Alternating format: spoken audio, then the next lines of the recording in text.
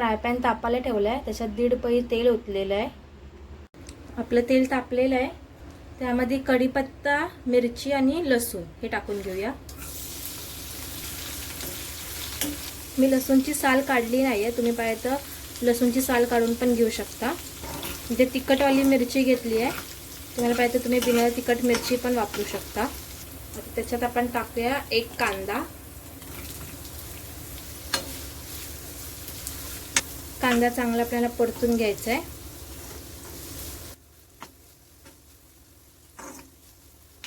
आपल्या इथे कांदा थोडासा लाल झालेला आहे. आता त्यामध्ये टाकूया 1 टोमॅटो. टोमॅटोला तेल सुटेपर्यंत आपल्याला टोमॅटो परतून घ्यायचा आहे.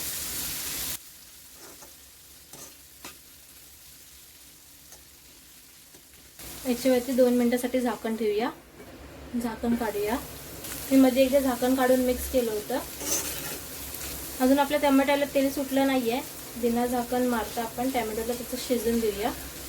थोडेसे असे स्मॅश करायचे. आणि सगळं मी मीडियम गॅसवरतीच करते. फास्ट पण नाही करायचं आपल्याला, जास्त स्लो पण नाही करायचं. मीडियम गॅसवरतीच आपल्याला सगळं हे परतून घ्यायचं. आता आपण त्याच्यात मसाले टाकून घेऊया. आपण याच्यात पहिलेच 2 मिरच्या टाकलेल्या आहेत कापून, त्यानुसार मग तुम्ही तिखट मसाला वगैरे टाका. सगळ्यात पहिला आपण टाकू काश्मीरी लाल मिरची पावडर, कांदा खोबरा मसाला, घरचा मसाला, हळद, धनिया पावडर.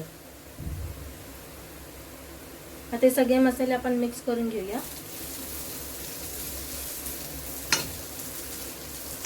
आता त्याच्यात आपण थोडंसं पाणी ओतूया.